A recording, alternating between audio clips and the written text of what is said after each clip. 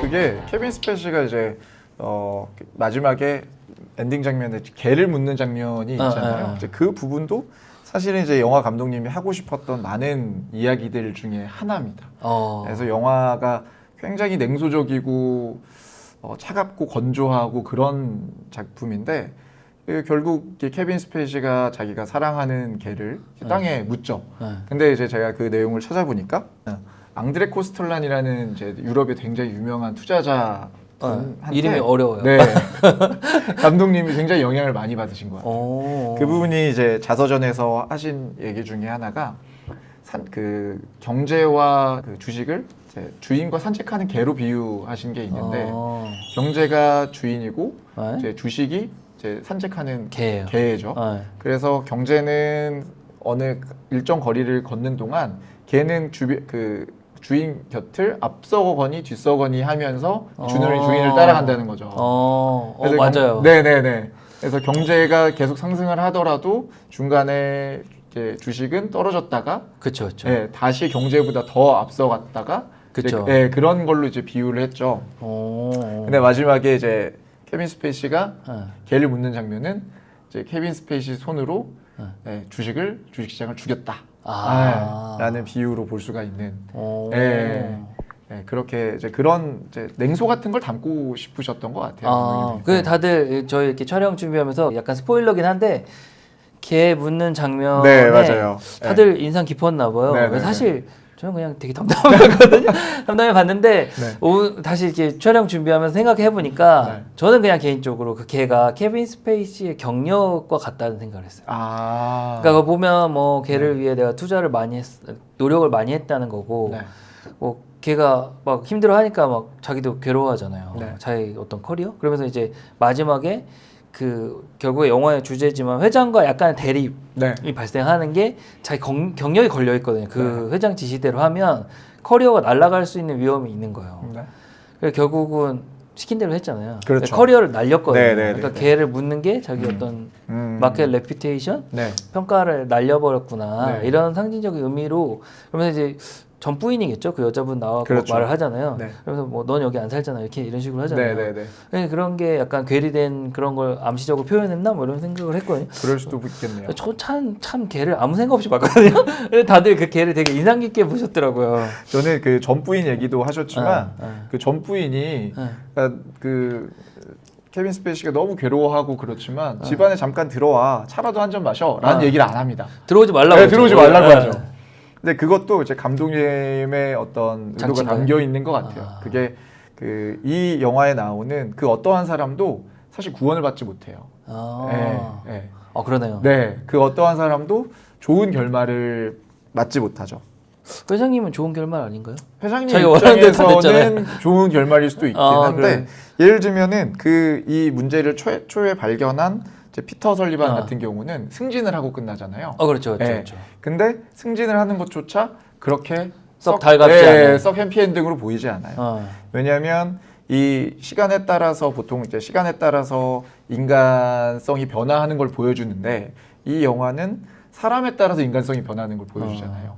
그러니까 이 수직적으로 승진을 하면 승진할수록 인간성이 사라지는데. 약간 그런 장치인 것 같아요. 이 처음에 인간성이 그래도 남아 있는 피터가 계속 임원진으로 올라가고 그렇게 하는 게 인간성을 점점 상실한다는 걸로 보여줄 수가 있죠. 근데 그게 사실은 감독님이 원하는 이제 구원에는 해당되지 않는 그렇게도 볼 수가 있습니다. 돈을 줬어야죠. 승진 말고 금융치료로. 거기 보면 맨날 월급이 얼마 벌었냐 이 얘기 되게 많이 나오거든요. 맞아요. 승진 말고 돈을 줬으면 행복했을지도 몰라요. 근데 그것도 감독님이 하고 싶었던 얘기 중에 하나인 것 같아요. 돈을 정말 많이 버는 사람들이 많이 나오는데 이 경제적으로 자유로운 사람이 하나도 없어요. 그러니까 맞아요. 돈을 벌면 벌수록 나 돈이 더 필요해. 그리고 나 지금 돈을 더 벌어야 되고 심지어 이 문제를 처음에 이 문제 했던 사람도 다시 돈 때문에 회사에 말을 듣는 말을 듣게 되고 이 상황에서 돈을 정말 많이 벌었을 것 같은 한 30년 정도 이 업계에 몸을 담았기 때문에 모아둔 돈이 정말 많이 있는 케빈 스페이시조차도 난 돈이 필요해요. 그러니까 여기 회사를 다닐 거예요. 라고 얘기를 하는. 그러니까 누구 하나 경제적으로 자유롭지 못하죠. 네, 돈을 많이 벌지만 여기에서 이제 돈을 버는 돈으로서 정말 자유로운 사람은 하나도 없다. 없는. 네. 네. 그 부분이 네. 좀 저는 다르게 생각했어요. 네. 이것도 좀 제가 모르겠어요. 제가 좀 특이한 걸 수도 있는데 준비하면서 다 그 얘기를 한 거예요. 그 케빈 스페이시가 돌아온 게 돈 때문인가? 뭐 이런. 제가 봤을 때는 그 회장이 그 전 얘기를 하거든요. 이런 일도 있고 저런 일도 있고 우리는 원래 이렇게 겪어왔어. 그 얘기가 더 공감대가 갔거든요. 왜냐면 이제 뭐 약간 10년 주기설로 금융위기가 10년 주기로 오고 뭐 저도 이렇게 이제 10년을 좀 넘겨 보니까 안 좋았던 때가 항상 있어요. 네. 그 우리가 하는 일 과정이다 이렇게 생각하고 돌아왔나 이렇게 생각했는데 제가 순진했던 거죠. 돈 때문에 돌아온 거더라고요. 약간 공감을 못하는 게 금융권에 다닌다고 돈을 다 그렇게 많이 벌지 않거든요. 네. 그러니까 저기 거기 약간 허황된 숫자가처럼 막 엄청 돈을 많이 그렇죠. 버는 걸로 네. 진짜 그렇게 버나? 우리 사장님 그렇게 많이 안 되는데 그렇게까지는 증권사들 공시되거든요. 네, 뭐 네. 물론 일반 개인보다 엄청 많이 벌어요. 네. 뭐 예를 들면 뭐 몇십억씩 받을 수도 있어요 연애. 근데 그 사람이 여러 증권사 직원 중에 일부거든요 사실은. 평균 내보면 되게 또 낮은 월급을 받는 직원들도 꽤 많아요. 네. 상대적으로. 네네. 이 부분 꼭 얘기해요. 상대적으로 다른 직업군보다는 많이 벌어요. 그래서 이렇게 그 회장이라고 그렇게 많이 받지 않는다. 네네. 그리고 아까 저희끼리 시작 전에 얘기하면서 그 회장님 새벽에 오잖아요. 네. 일을 열심히 한다. 한국 같은 회장님 아침에 오지 새벽에 오시라고 안 한다. 밤새 회의하잖아요. 회장이 와갖고 그렇죠. 바로 막 지시하고 네네네. 분이 듣고 결정도 하고.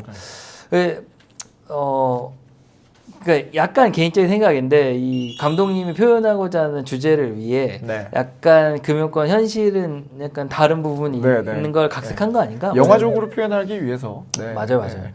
그래서 뭐 이렇게 많이 버는 것도 그렇고 그냥 아까 우스갯소리로 얘기했는데 영화에서는 막 24시간 당장 결정해야 그렇죠, 된다고. 그렇죠. 네. 근데 사실은 그런 모기지 상품은 미국 낮때 거래하거든요. 네. 그러니까 어차피 밤새 천천히 결정하면 돼요. 밤새 미리 결정할 필요가 없고 두 번째는 뭐 몇 주간 문제 있었잖아요. 네. 하루 더 있다고 갑자기 망할 것 같지는 않거든요. 그것도 그렇죠. 네. 네. 그래서 마치 이제 영화에서 말하는 거는 이들의 어떤 탐욕이 이런 금융위기를 불러왔다. 그걸 되게 강조하고 싶었던 것 같아요. 근데 이제 제가 개인적으로 느낀 현실은 금융위기가 오는 거를 몰랐을 것 같아요. 네.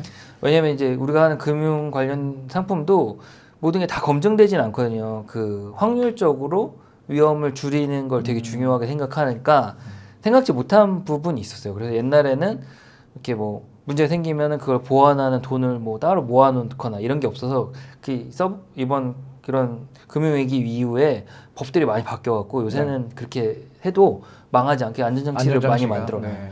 그래서 이런 화생화된 상품을 거래하게 하면 돈을 쌓아놔야 돼요. 이게 망할 때 네네. 충당할 수 있게. 네네네. 그래서 옛날처럼 막 많이 못해요. 네. 그런 부분이 좀 현실하고 다른 거고 제가 봤을 때 비판받아야 되는 가장 큰 부분은 뭐 몰랐잖아요. 네. 거기까지는 저는 업종 종사자로 그럴 수 있어요. 네. 근데 터지고 난 다음에 정부 돈으로 살아나잖아요. 그렇죠. 네. 근데 그걸 보너스 파티를 하거든요.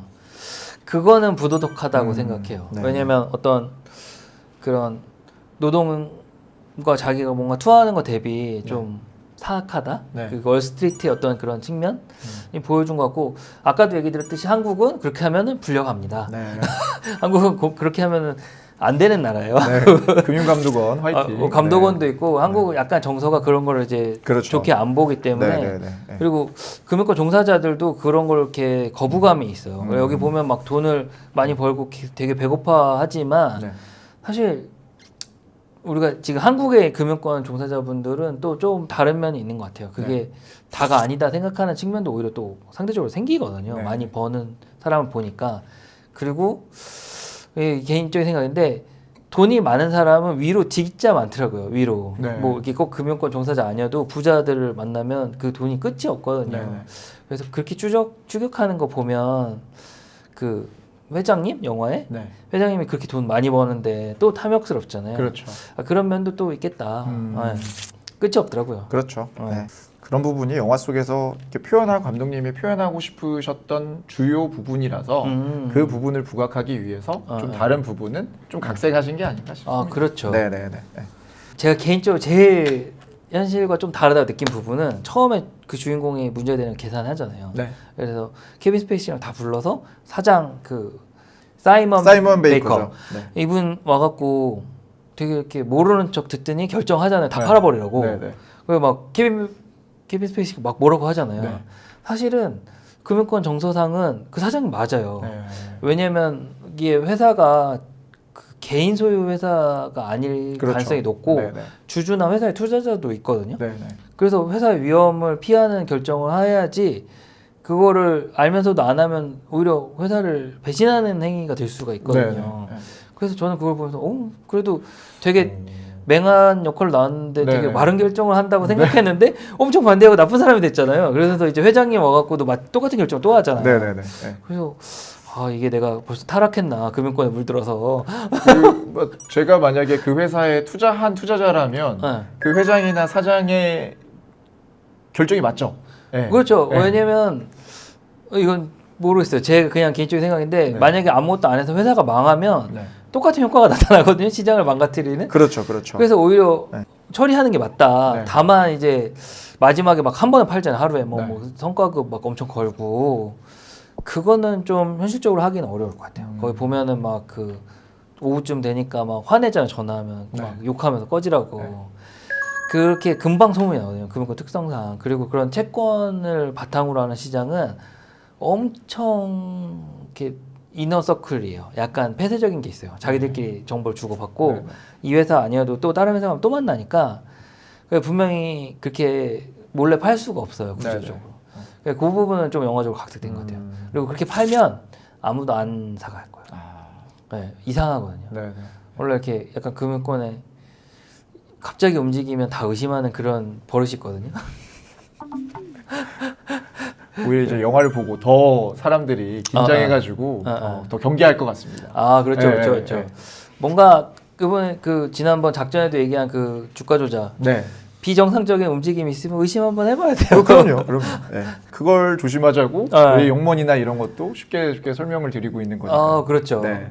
이제 감독님의 의도 같은 걸 좀 곱씹어 보면 이 금융위기를 일으킨 범인들이 나쁘다라고 얘기하는 것보다 금융위기는 언제든지 일어날 수 있다. 그러니까 조심해야 돼.라고 얘기를 하는 것 같아요. 그렇죠, 그렇죠. 네네네. 그 이번에 사실은 뭐 한 달 전이었죠. 그 SB 실리콘밸리 뱅크라든지 네. 가상화폐인 뭐 테라나 루나 사태 같은 것도 나름의 잘 갖춰진 알고리즘과 어떤 투자 결정이 있었음에도 불구하고 사실 이제 그렇게 파국을 맞은 사태가 떠오르는데 사실 이런 게 좀 전 세계적인 금융 위기로 또 이어질 수 있는 가능성이 있을까요? 좀 다른 것 같아요. SBB VB 발음이 왜 안 될까요? 어려워요. SVB는 이렇게. 랑 테라 루나는 전 많이 다르다고 생각해요. 네. 일단 테라 루나는 이건 순수 개인 생각인데 구조적으로 안 되는 걸 했다고 생각해요. 저는. 네. 그러니까 로지컬리는 맞아요. 네. 근데 이제 어떤 통화를 일정 자산하고 1대1 매칭한다는 거는 성공한 적이 없어요. 네. 가장 좋은 예가 고정환율 해서 성공한 나라가 하나도 없거든요. 네. 달러랑 고정환율을 안 되거든요. 구조적으로. 그 저희가 하는 금융상품 투자 중에 가장 여러 요소의 영향을 받으면서 가장 정부가 결정하면은 확 바뀌는 네. 게 통화거든요. 네.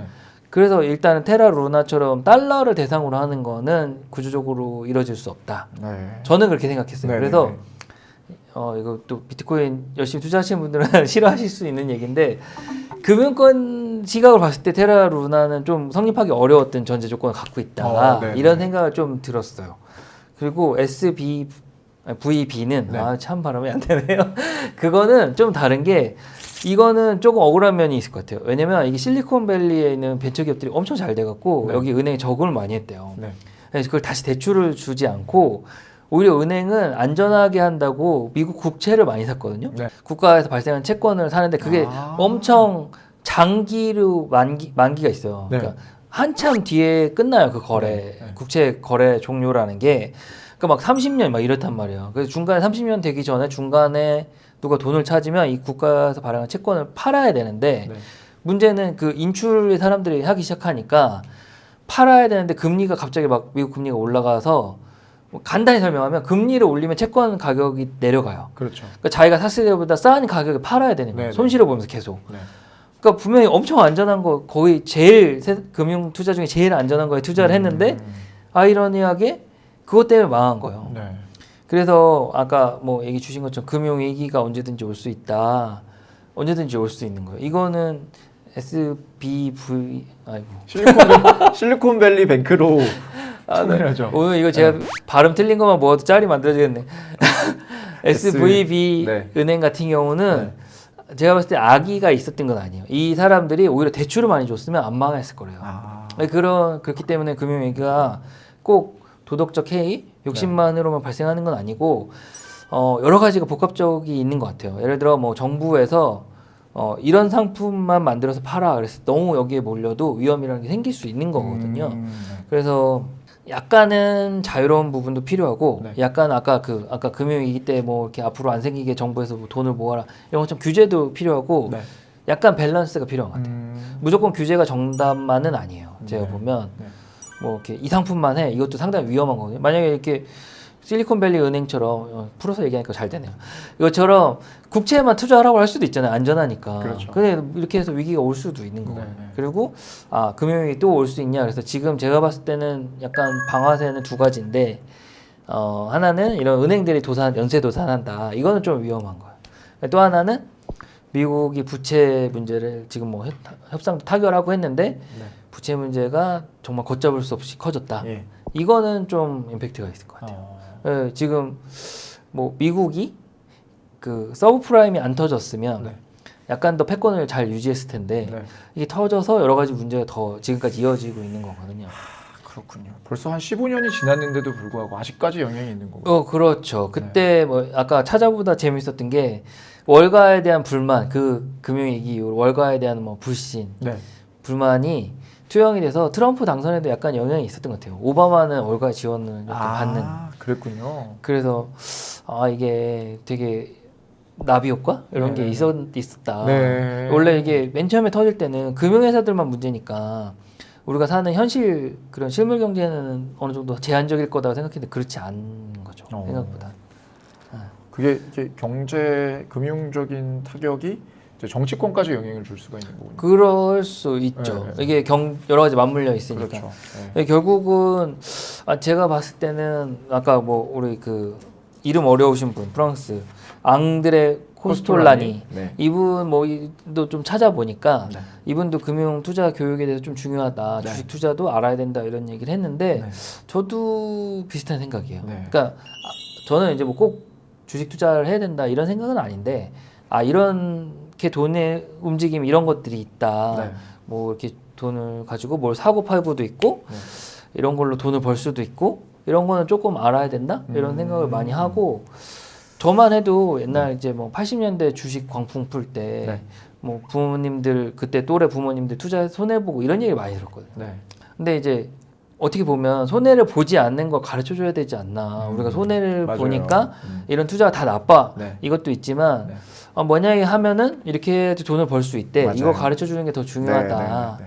저는 그런 생각을 많이 하게 되고 사실 이렇게 영먼이나 유튜브 저희가 하는 것도 약간 그런 생각도 있거든요. 어차피 하실 분이라면 뭐 이런 걸 좀 알아서 하면 좋아요. 이런 컨셉도 좀 있어요. 네. 지난번 작전할 때도 그랬지만 이게 영화가 뭐 금융권의 뭐 폐해라든지 뭐 이런 좀 꼬집는 부분도 있지만 그렇다고 해서 이 금융이랑 멀어지면 또 일상생활 안 되잖아요. 또 그렇죠. 열심히 또 공부해가지고 이런 걸 조심하고 또 성공적인 투자를 위해서는 알아야 되는 거잖아요. 그렇죠. 네. 약간 소재로 나온다는 얘기는 그래도 약간 대중적인 측면이 있다. 뭐 예를 들어 정치 그렇죠. 소재 영화도 많고. 네. 그 요번에 개봉하는 뭐 마동석 나오는 영화도 범죄도시도 그런 이렇게 일상에 느낄 수 있는 것 소재에서 출발하니까 금융권 소재도 있는 게 좋다. 맞습니다. 네. 그렇게 생각을 합니다. 네, 맞습니다. 이렇게 오늘 범님이랑 네. 마진콜 이렇게 한번 좀 살펴봤는데 사실 오늘은 조금 영화 얘기는 좀 많이는 안 한 것 같아요. 영화 장면 설명은 지난번보다 좀 적었는데 영화 관심 있으신 분들은 한번 보면 그래도 좀 이렇게 술술술 영화가 넘어가죠. 맞습니다. 그냥 쭉 한 큐에 네. 보기 좋았고 네. 아 이럴 수도 있구나. 그리고 네. 아까 얘기하신 감독님 의도를 생각해 보면 좀 더 재밌을 것 같긴 네, 해요. 네. 아 개인적으로 조금 아쉬웠어요. 저희가 이렇게 아까 얘기 드린 것처럼 시작에 마진콜 저희 쪽 제가 일하는 업무에서 사실 흔히 발생하거든요. 그거에 대한 좀 영화였길 바랬는데 네, 네, 네. 약간은 조금 달랐다.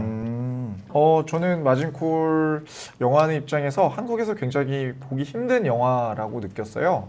한국에서는 이제 보통 이렇게 기승전결이 굉장히 뚜렷하고 권선징악이라든지 좀 뜨거운 영화, 감정적인 영화들이 좀 대중적으로 좋은 평가를 받아요. 그런데 이거는 이제 거기에 거의 대척점에 있는 영화죠. 그렇죠, 그렇죠. 네. 그래서 이 감독님이 주고 싶었던 게 굉장히 이성적인 교훈 같은 걸 주고 싶으셨거든요. 이제 분노상업주의에 아주 반대되는 이제 이성적인 교훈을 주자라는 걸 이제 하신 것 같고, 그래서 잠깐 이제 내용을 처음으로 돌아가자면 여기서 처음에 문제점을 발견하는 피터. 인물이 피터죠. 근데 피터의 성이 설리번이에요. 네. 근데 설리반으로 가장 유명한 사람은 헬렌 켈러의 스승인 설리반 선생님이죠. 네. 그 설리반 선생님이 헬렌 켈러가 보지도 못하고 말도 못하고 듣지도 못하는 사람인데 그런 은유물 같은 걸 여기다 감독님이 넣으신 것 같아요. 그래서 여기에 있는 그 위에 돈을 많이 받고 이 금융권에서 굉장히 일은 많이 했지만 그 사람들이 보지도 못하고 문제점을 보지도 못하고 남들이 얘기하는 걸 듣지도 않고 그리고 실제로 말하지도 않죠. 정직하게 말하지도 않죠. 네, 이런 부분을 이 피터 설리반이 설명을 해준다. 그러니까 교육적으로 해준다라는 되게 지독한 농담이죠. 그런 사람을 이제 헬렌 켈러의 비유를 했으니까. 네, 그래서 그런 냉소 같은 비유를 많이 넣을 정도로 네, 감독님은 이런 얘기를 하고 싶어서 이런 영화를 만든 것 같습니다. 그래서 저는 영화적으로 굉장히 만족하면서 봤고요. 네. 네, 재밌게 봤어요. 네, 그랬습니다. 네. 저도 좀 재밌게 봤어요. 그래서 네네. 한번 이렇게 시청해 보시면 좋을 것 같습니다. 그래서 네. 오늘 이렇게 마진콜 이야기는 마무리하도록 하고 네. 우리 마지막 인사는 이렇게 전에 했던 것처럼 네. 달러헌터 시청자 여러분 다음에 만나요.